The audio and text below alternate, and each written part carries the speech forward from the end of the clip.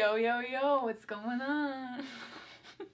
Just spit. Hello everyone, my name is Caitlin, welcome back to my channel. So I know there are a lot of other Barbie movie video ideas that I've talked about doing in the past that I probably could be doing instead of doing another movie ranking video, but I figured before we get to like any of the other Barbie video ideas that I have, it'd be a good idea for me to get like an understanding as to what your guys' favorite Barbie movies are, because you've already talked about mine, so now it's time to talk about yours. And so I put out a poll, you guys have voted, and I have the top 10 most voted for Barbie movies of all time in this video for you guys today. So I'm not gonna lie, I don't think I've watched a Barbie movie since I made my full ranking video about a year or two ago. Well, I guess except for Princess Adventure because I watched that one when it came out, but I don't want this to take away from my fan status because I am a very big fan. I just don't like to rewatch the movies as much because I feel like it takes away some of the magic for me. Like, if I rewatch them, it kind of ruins like the perfect perception I have of these movies in my brain, and so I like to not do that and just like obsess over like the dolls and stuff. But for this video, I wanted to rewatch all of the 10 that made it into the top 10 to refresh my memory, and so I did that. And I just wanted to say as a disclaimer, I haven't rewatched my ranking video in a while, and so if I repeat a lot of the things that I said in that video in this video, I apologize. I don't feel like rewatching myself talk for 30 minutes, but also it's still a good video and you should go rewatch it if you want to. I recommend that you watch it, but I'm not going to.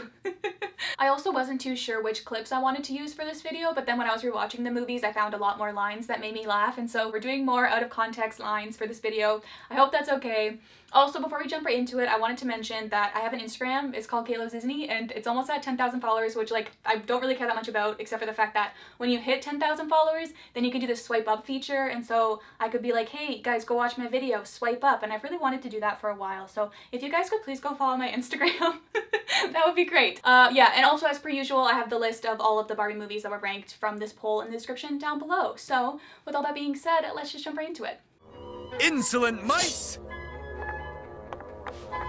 So at number 10, we have the Nutcracker, and I think that's where I had it on my list as well. And just for me, it's like, it's the first one, so it needs to be in the top 10. But just in terms of like the movie itself, I don't know if it is one of the best ones, and so that's why it's like in the top 10, but as number 10. And then when I was rewatching this movie, I just found the intro to be so nostalgic and really made me want to buy all of the Kellys because they're just so adorable. Also, just the aesthetics for this movie are on point. Like every time I think about this movie, I just think of that like really pretty pale pink that they used and all of like the merch for this movie, and just the doll line for the Nutcracker is incredible. The attention to detail is just so gorgeous, and so that's what I think of whenever I think of the Nutcracker. Oh, I also wanted to mention that while I was rewatching some of the other Barbie movies for this video, there was this trailer that played in front of two of them. So I had to watch this trailer twice, and it said something along the lines of, I can't remember exactly because I'm trying to forget it, but it was a trailer for Barbie and a Christmas Carol, and they said something like Barbie starring in her very first holiday film. And that just made me so upset because that is not Barbie's first holiday film. The Nutcracker is Barbie's first holiday film. It's based off of a ballet that is performed during Christmas time because the story takes place during Christmas. Like, this is a Christmas movie, and I will not stand for anyone saying otherwise. But moving on to something a bit more positive, when I was rewatching this movie and the snow fairy dance was on, I looked outside and it was snowing, and so that was very magical. Also, I know that Clara figures out pretty early on that the Nutcracker is actually the prince, but the fact that she catches feelings for him so quickly, like knowing full well that he is a hunk of wood, is just so funny to me. And then also when he proposes at the end, and this is something I noticed while rewatching a lot of these movies, which is just that the guys just propose like out of the blue so nonchalantly, like suddenly marriage is on the table, and I'm just like, okay. And then the fact that she says yes so quickly in this movie in particular is just so baffling to me because she's just like, oh yeah, no, I'll chill in the Nutcracker realm, like I want to be here. And I'm just like, don't you have a family? She's just like, no, that's okay, I'll stay here, I don't care about them, it's fine. Also, just the defeat of the racking was just way too easy. I understand this could have been like a time thing, but they could have easily taken out some of the boring middle parts of this movie to like make the ending scene a bit more interesting. Like, I know he comes back and sends her back to the real world, but I don't know, I was expecting like more of a fight, you know? Also, just the ending overall confused me, like in Clara's realm, like how is Eric there in the real world? Like, did he leave the Nutcracker realm? Like, he just promised his people that he was gonna lead them and now he's just abandoning them? Or is it like a two-dimension sort of thing where it's like two different worlds and these characters exist in both realms? Like, how is Eric there? I do not understand. All that being said, though, this movie is a classic. I love the dance at the end and just everything about it. I feel like it's so gorgeous, and so I'm really happy that it made the top 10. And then also, as I was rewatching these movies, since I have them all on DVD, and I didn't get to do this last time because we were trying to watch them as quickly as possible, but this time I took the chance to watch all the bonus features as well. And so on this DVD, there was this little bonus feature where you get to act with Barbie, and so it'll play a scene from the movie, and then when Barbie's lines come up, they just have the words on the screen, and so you get to like pretend to be Barbie, and it's just really cute. I'm happy that they did things like that. And so if there are interesting bonus features in the rest of the movies on this list, I will try to comment on them. But yeah, that's all I say for the Nutcracker, so let's move on to number 9. It flies! Ha ha ha!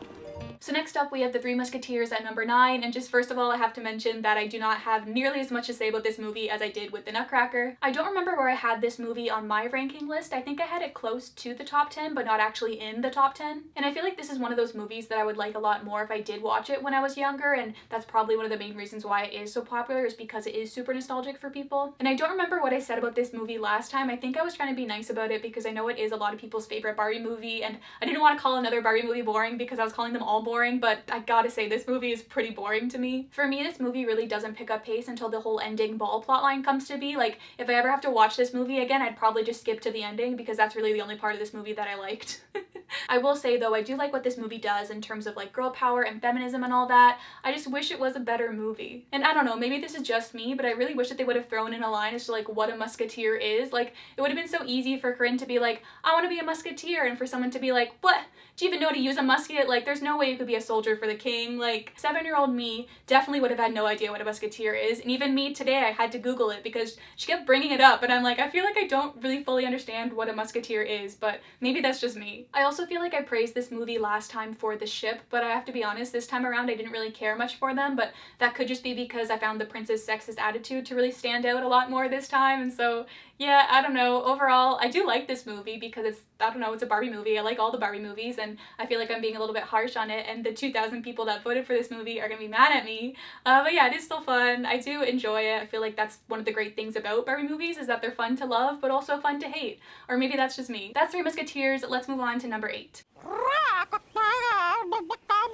So number 8, we have Island Princess, and I just feel like the excitement I had when I realized that I was watching the Island Princess next just goes to show how good it is. I believe this movie was in my top 5, and if it wasn't, then it should have been. Like, this movie is so well done. The plot is amazing. There's so many different moving elements to it that just make it so good. Like, there's never a dull moment. It's just such a fun movie. The only thing about this movie, actually no, I have 2 things to say about this movie, and the first thing is the soundtrack. I don't feel like the soundtrack of this movie is nearly as good as the Diamond Castle or Princess and the Pauper. And I don't know if this is an unpopular opinion or not, but I just feel like I love how there are so many songs in this movie because it really moves the plot along, but I feel like only a few of them are really that memorable. I feel like I Need to Know, Right Here in My Arms, and maybe Here on My Island are the only songs I'll actually listen to outside of the movie. Sorry Rat Song, you're a fun time, but I always skip you every time without fail. And then the second thing I have to say about this movie is the animation. It's not bad, it just makes me mad that so many characters and designs in this movie are just copies from The Princess and the Pauper or 12 Dancing Princesses. Like, Juliet is in this movie, and so are like almost all of the 12 Dancing Princesses. Like, they're at their wedding and their dad is the priest. Wolfie is also shown at one point, but I feel like that's more of an Easter egg than anything else. And you could say the same thing about Julian, but then his character is kind of hinted at with Luciana at the end of this movie, so I assume that he's a different person. And the main reason why this bugs me is just because I feel like it comes across really lazy and that they're not putting the same effort into this movie as they have with their other Barbie movies. Also, I'm still annoyed at the ball scene. I think I mentioned this last time around, but just the fact that she puts in so much effort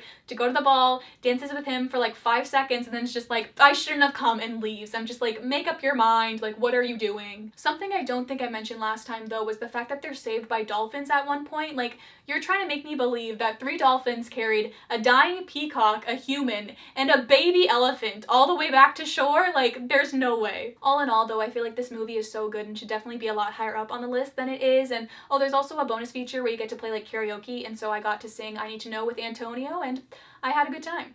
Epee, coupe, Kool-Aid.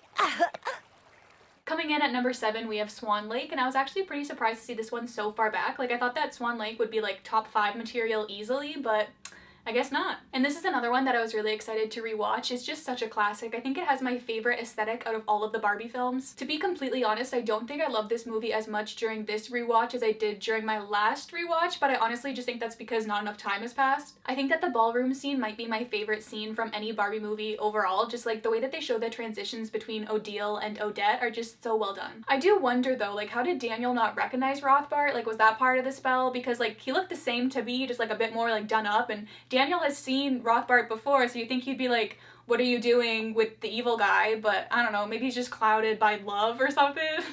All that being said though, I do still think that Daniel is probably one of my favorite Barbie movie love interests. I just love how adventurous he is and how he wants to see the world. Also his like square globe thing that he has, I've just wanted ever since I was little. I also think I mentioned this last time, but I just love the Kellys in this movie so much and I still want them so bad. Also, why does Odette have a sister? I feel like her role is so irrelevant. She shows up maybe once or twice in this movie and I'm just kind of like, why is she there? I think I mentioned this last time too, but Lila is still one of my favorite Barbie movie characters. Her voice is just so nostalgic and she's just the best. I love her. And of course the dance sequences in this movie are just so beautiful. I love them so much. And yeah, I love Swan Lake, so I'm really happy it made the top 10. There were some cool bonus features on this DVD as well. There was one with like constellations, which was really cool and like super nostalgic to me. And then there was another one where you got to pick a dance from the movie and Barbie would describe it to you, which I thought was really cool. And so, yep, that's Swan Lake. It's a classic and I love it.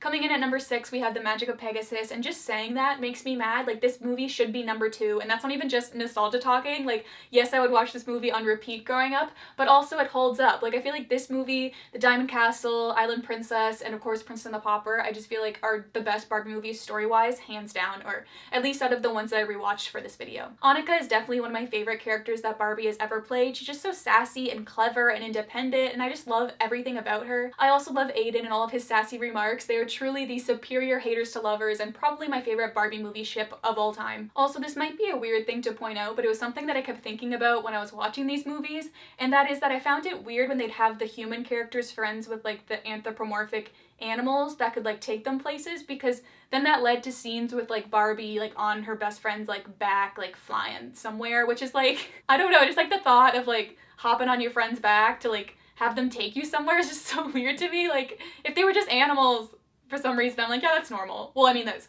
because that is normal, but like just the fact that like they're just like having a conversation as they're like on the road somewhere, like, I don't know, it just made me like picture like jumping on my best friend's back and being like, time to go. Like, I don't know, I found it weird.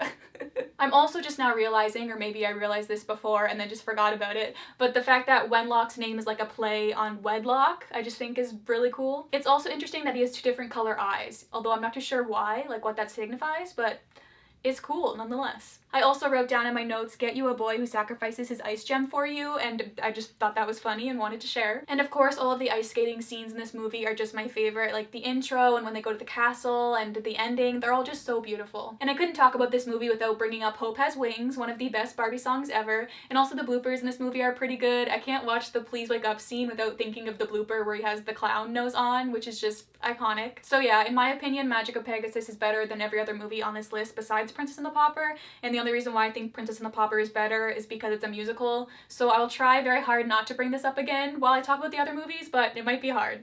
Oh, also the bonus features. There was this one bonus feature where you got to dress up Brietta and like comb her mane and stuff, and that was like really nostalgic, and so that was cool to see again. Yep, let's move on.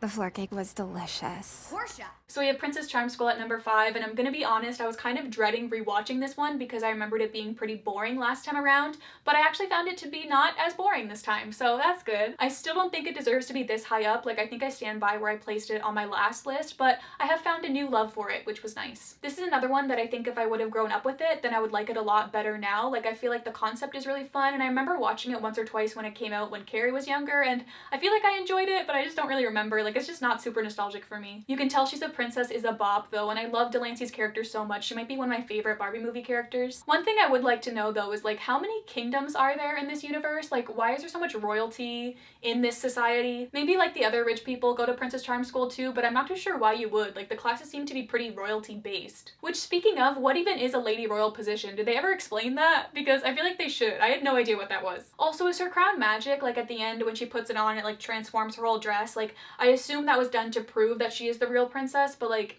is that a thing? Like, was that supposed to be a thing? Is that actually what happened? Did they ever explain that? And I know that that whole scene was like a moment, but I just feel like if I was in the crowd, I would have wanted some more proof that this girl is who she says she is. Like, they're just gonna have her rule over them because she said so and her dress magically changed. Like, I feel like I would want a DNA test at least, or for her to explain her story to them, which she never does. And then there's the whole aspect of like Delancey's mom literally murdering Blair's parents, which is just so glossed over. Like, I know it's a kid's movie, and when it is revealed, Blair kind of already assumed this, but the fact that she doesn't even react at at all to her admitting this in front of her, that she murdered her parents and tried to murder her. I just feel like it was so weird. Yeah, I just feel like this movie is a good concept and it's a fun time. I just wish it was like a little bit better story-wise. Flowers.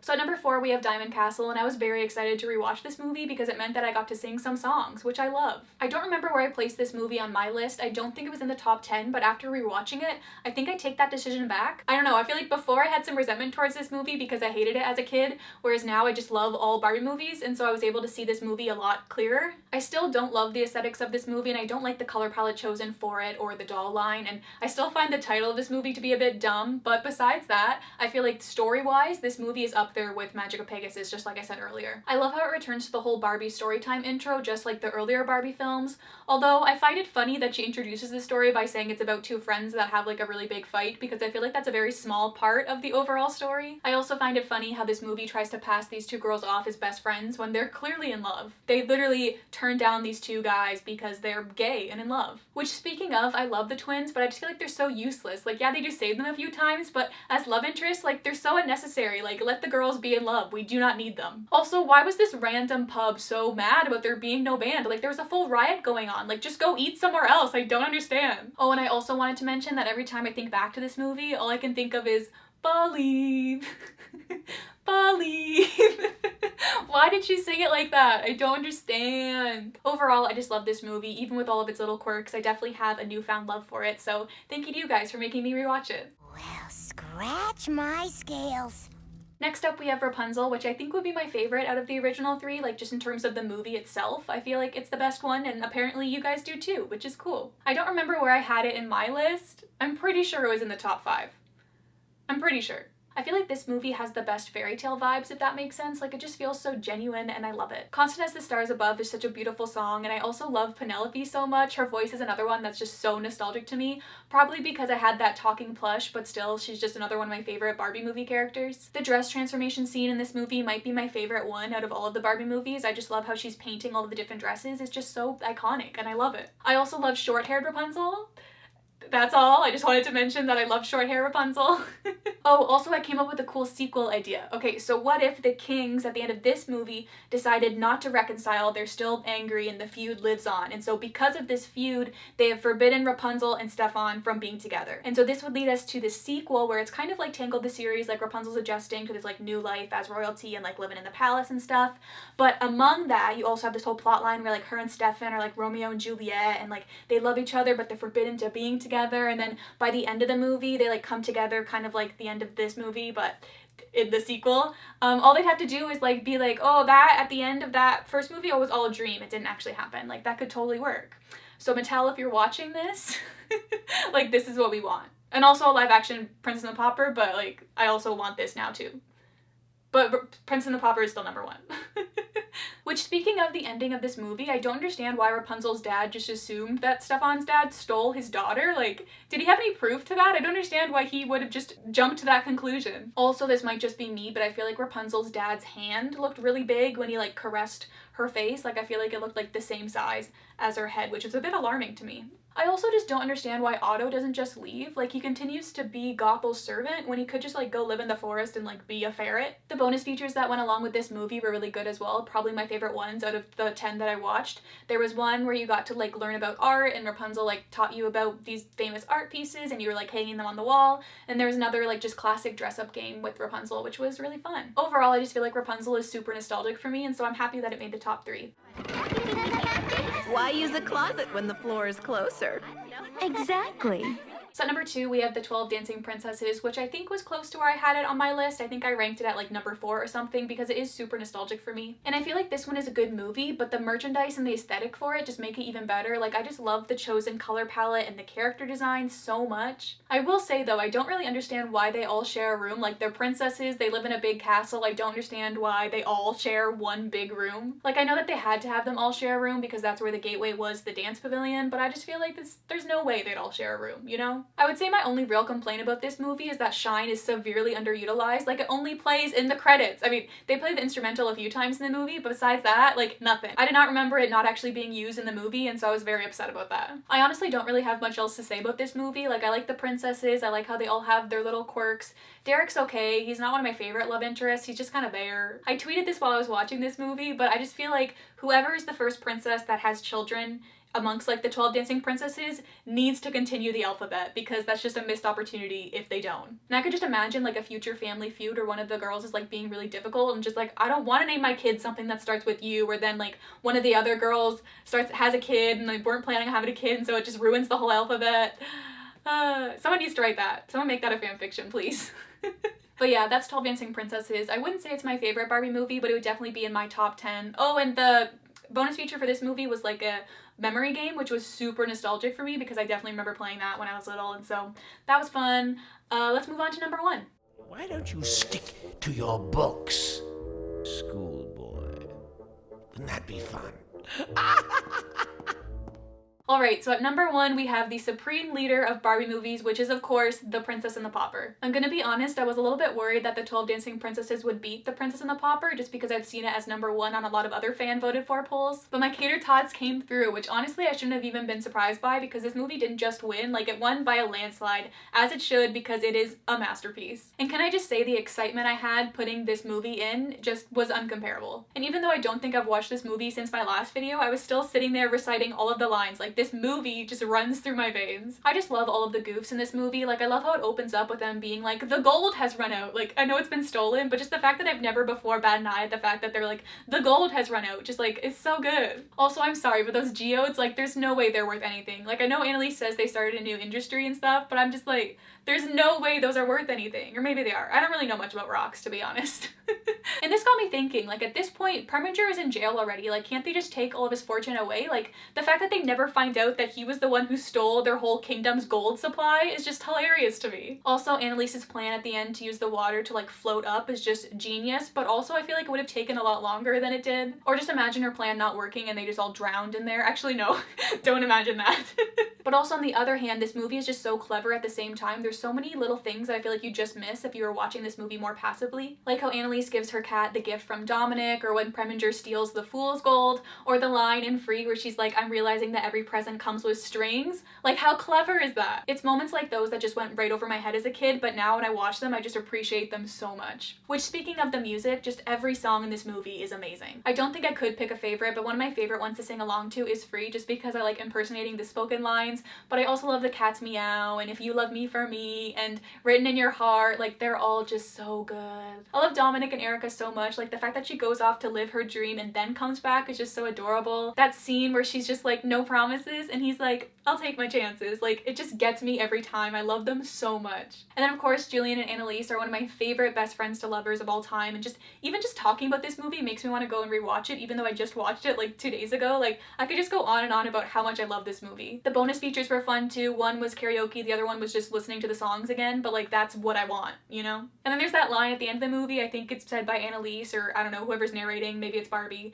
and she just like is choosing not to go, but to stay. It just makes me cry every time. It's so good. I also just remembered that I have a whole video about this movie where I just go on and on about how much I love it and why it's perfection, and I don't remember how well it holds up because it is a little bit old, but there's that. Part of me does wonder if I've persuaded some of you into having this one as number 1, like just because of how much I've talked about it, but if that is the case, like, that's okay with me. I've just brought you guys to the light, you know? And so that is your number 1 most voted for Barbie movie, Barbie as the Princess and the Pauper. Let me know down below if you voted for The Princess and the Pauper, if you voted for another movie, or if there's any other Barbie movies that didn't make the top 10, let me know why you like them in the comments down below. Once again, the full list of all 37 movies ranked by you guys is in the description down below, and please go follow me on Instagram so I can get the swipe up feature.